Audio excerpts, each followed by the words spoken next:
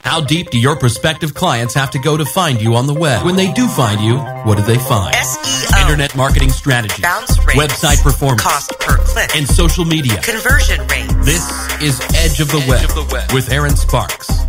Good morning, Indianapolis. This is Aaron Sparks with Site Strategics. You're listening to Edge of the Web Radio. We are hosting a show every other week, and it is talking about internet marketing. There's so many questions in internet. Oh, let me back up real quick. I want to introduce somebody else here. This is John Thompson. He's with Site Strategics too. Say hi, John. Hey, good morning, Indianapolis. Good morning.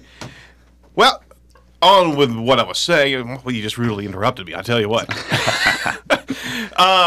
We're an internet marketing firm on the south side of Indianapolis that focuses on strategic and successful web solutions for companies' websites, big or small. It's your focus to actually have good traffic coming into your website and good leads coming in through your lead generation focus. And our goal is to help not only educate, but also provide information on how to apply certain techniques to get your site in the higher search engine optimization ranks. On top of that, how to work social media, how to work different factors that help promote lead generation to the website. Yeah, absolutely. And one thing that we started off with at the beginning was just to help enable all small business owners to do this themselves. Mm-hmm. And we were introducing the 8 cylinders to your marketing engine, social media marketing, email marketing, organic search marketing, conversion rate, analytics, and content marketing, and PPC. So all those are all carved out into 8 different kind of channels that you need to work in on a regular basis. You just don't stop and then go on to the next one. So we put together this this program where we touch on activity in those channels over the course of a 2-week period of time, and we have spread this out. So we're taking small chunks so you can actually employ those in your company and be able to provide that to your IT or your web developer, or if you're doing it yourself. So you're not getting it's not a huge endeavor. You can actually kind of palette it and work from instructions and examples that we're giving you. Right. Who's this for? Who's the show for? It's for small and medium-sized business owners that should actually be more. We're trying to educate them on what SEO is about, what social media is about, how to actually get your return on investment from all those measures. We're going to be talking more about that on today.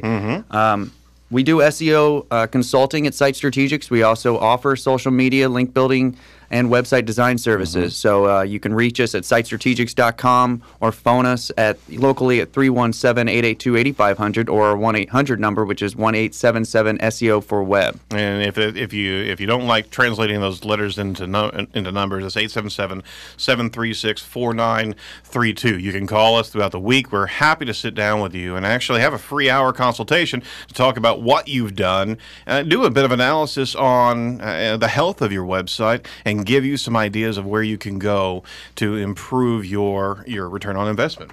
So to start off, we want to, again, thank you. This is a celebration moment. We got our 10th show under our belt. Well, it's not under our belt yet, but this is our 10th show. That's right. And who'da thunk it? Who'da thunk it? Wait until 40. Exactly. I tell you what, let's talk about what we did last show, John. Yeah, last show we talked about optimizing your website for local search engine optimization. We also talked about the Google Plus local pages. If you missed it, you can absolutely go to our show at sitestrategics.com and view those episodes on YouTube. That's right. And that, for a second, just want to let everybody know that we're not just doing this at 8 a.m. on a Saturday morning. That's we right. realize that not a heck of a lot of people are up at this time of night, especially you don't have your internet marketing thinking cap on. Sure. So what we've done is, as much as we're enjoying getting up this early in the morning, but we're also podcasting right after the show. We have the entire show streaming from edgeofthewebradio.com. We also have it directly onto iTunes within a couple hours of posting. our shows on iTunes. You can search my name, Aaron Sparks, ERIN Sparks, Site Strategics, or Edge of the Web. You'll find that podcast. You can load it. It's free of charge. We're doing this for education, but also there's almost a plan of attack here, is that go back to the beginning shows and listen to what we've been talking about, and it all starts to gel and make sense. We're also doing this on YouTube. We're breaking these different segments into bite-sized pieces. We're also giving some additional screenshots, illustrations in our video productions, so it makes even more sense. You can see what we're talking about when we're talking about it. Yep. So you can find that at youtube.com/Site Strategics. All right.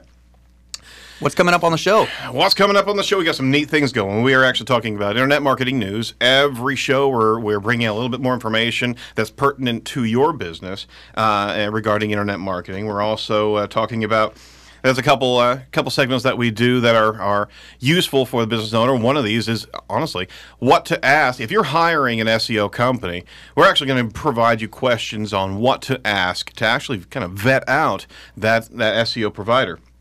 We're also going over the cylinders that we mentioned this week, as well as 5 small business SEO campaign ROI secrets. All this is really geared to that business owner. We're not talking geek. We're not talking tech speak. We're not going to make your eyes or ears bleed. Hopefully not. Hopefully not. Well, we're really focused on how to understand SEO and how it affects your company. All right. Let's get into the news real quick. Sure. We've got several pieces. LinkedIn hit with a $5 million lawsuit over stolen passwords. Let's talk about that for a second. Yeah. Pretty big news. What was it? 2 or 3 weeks ago when the LinkedIn thing happened, everybody, they found out there were 6 million accounts that lost their passwords, I believe. Yep. A hacker got in there and actually displayed 6 million accounts. That's right. I bet that was their best day for everybody logging into LinkedIn.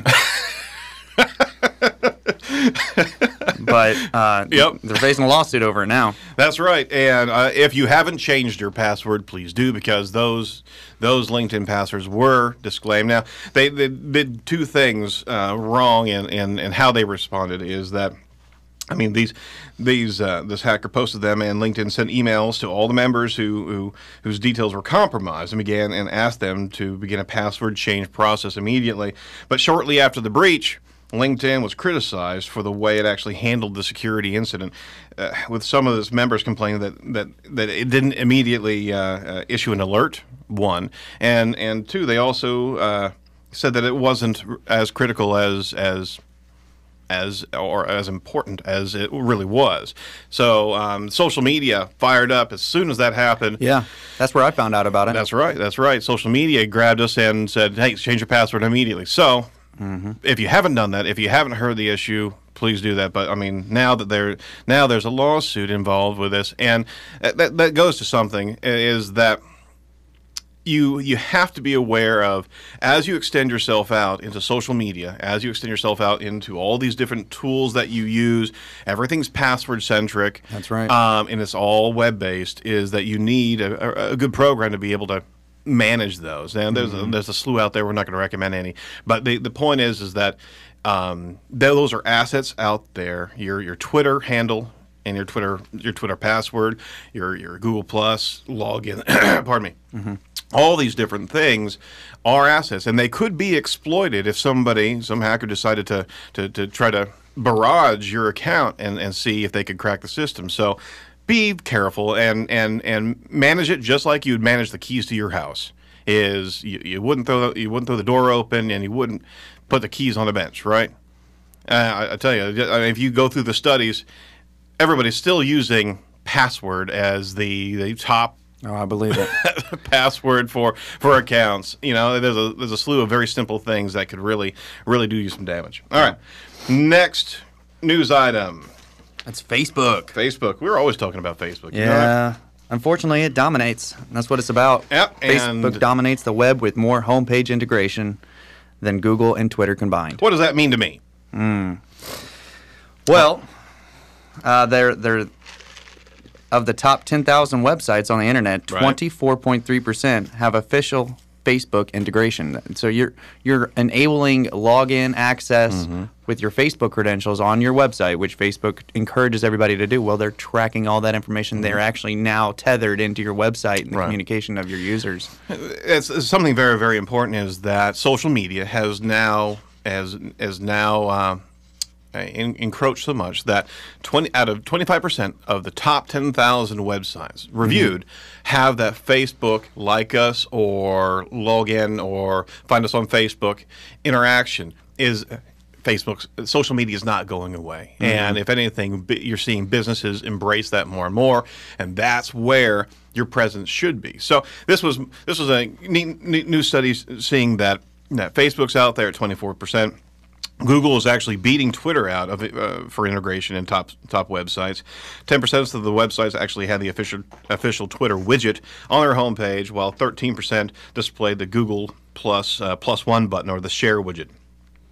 That just shows that businesses are widely accepting integration of the social media, and they're realizing that the front line of communication, the one-to-one communication to their customers, is right in social media. You know. So I can only see that increase. You're going to have 50% of websites integrating social media. It's not going to go away. It's going to get larger and larger. It's not. I can express from an advertising standpoint, though, I wish Facebook was a little bit more transparent about having that walled garden so much, because it is such a doing PPC for them, which we do offer. It's a great way to tap into some demographics, different interests. Specifically TV shows or whatever your interests are, we can target that and hand that over to the landing page. But there's just so much more that they could be offering to their users. And I think they're rolling it out slowly but surely. And we're seeing more and more business-associated programming that's happening. But at the same time, however hidden certain aspects are, you do know that your customers are coalescing there. So you need to take advantage of the tools and the opportunities that all these social media environments provide. Absolutely. Okay, last bit of news here. This is kind of interesting. Facebook again. Facebook acquires facial recognition company. All right. Facebook laid out between $55 million and $60 million to acquire a company called Face.com, Israeli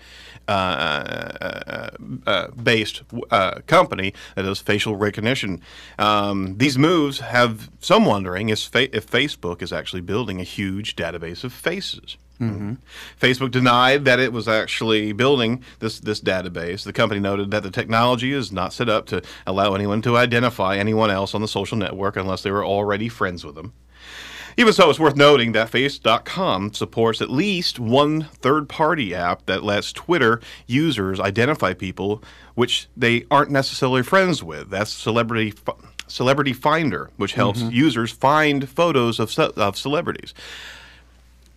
I just can't help but think that there's some sort of connection device that's going to be happening in the near future with this acquisition, where you're going to be able to map friends and interactions into a whole nother level outside of Facebook. But Facebook will be that central hub of connection. Well, and Google integrates this too in a way where they introduced their Android operating system for the phone. It's got the face recognition unlocking feature. That's right. So you're looking, and so you actually you tie in with your Google Android with one account, and so now you've got your face to that account tied. Right. So this is all, it's just the way it's going to go. I did see this funny little meme where it was a little figure of the government, and Facebook was a bigger person, and it was pushing the government person away, saying, "Amateur, I can do it better." Absolutely. I mean, hey, private market, the free market, that's where the innovation is going to be happening. Absolutely. And from social media, we're going to be happily embracing that, right? All right. That's right. Well, you know what? You're listening to News Talk 1430 WXNT. We're going to be back with a break of questions to ask the SEO company that you're hiring. We're going to give you some great information, arm you with some good, useful information. You're listening to Edge of the Web with Aaron Sparks and John Thompson. Talk to you soon.